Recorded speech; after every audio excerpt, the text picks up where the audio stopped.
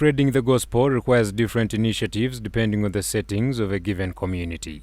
In an urban setting, how have different churches been able to spread God's work? Today, we interacted with Reverend Benjamin Kusasira, the vicar at St. Barnabas Church of Uganda, Mbuya Parish, to take us through what initiatives they have adopted. He starts by describing the geographical location, highlighting major challenges faced by the congregants. Mbuya is an urban community where we experienced so many people from all kinds and walks of life.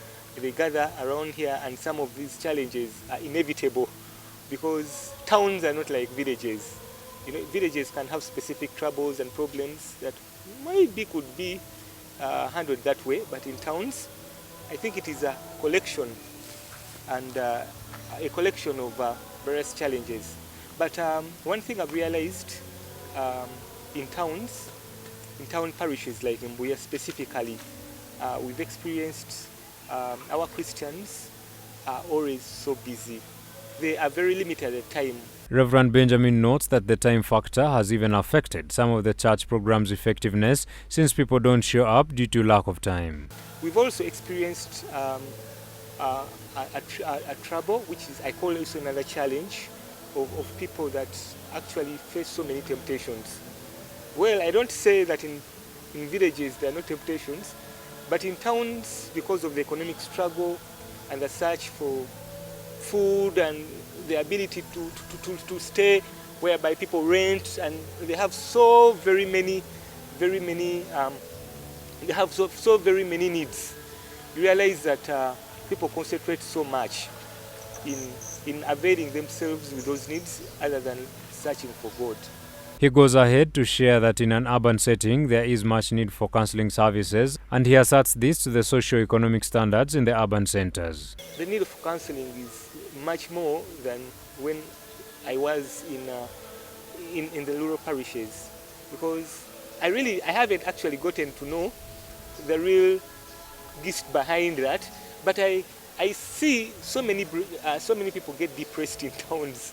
You know, you get so many people to counsel in towns than it was in the rural parish. So I have also realized that there is more need to put more emphasis on counseling. When asked what role the church should play in fostering peace and national unity amid Uganda's political and economic challenges, Reverend Benjamin believes that church leaders are not supposed to be directly involved in politics, but rather foster peace, reconciliation and brotherhood amongst the natives.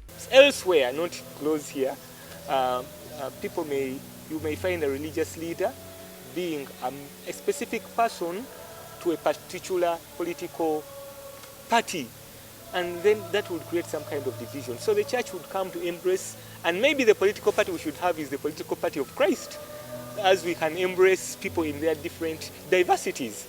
So I think the church shouldn't involve itself in any kind of political party or political move in any way.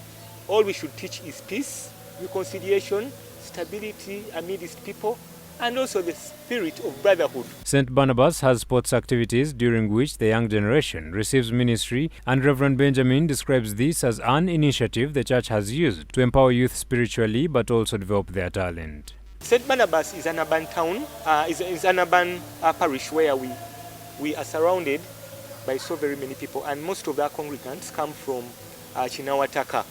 And Chinawataka is a place where you find so very many people.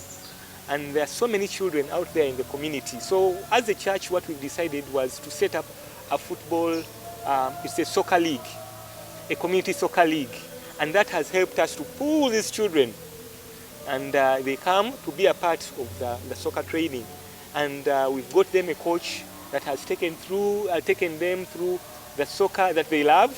And so that attracts them from the community. They come to church, so that we can have a grip on them to preach to them as they also enjoy the talent or build their talents in soccer.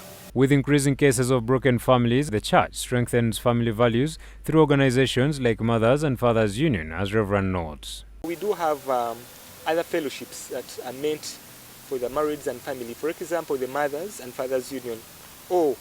It has really helped us reach out to families, and we've always had talks where we invite the Mothers Union and talk to them, give them facilitators, We've had family visits. For example, we always have programs where we go and visit a home, and then we see what they do. We speak to the children.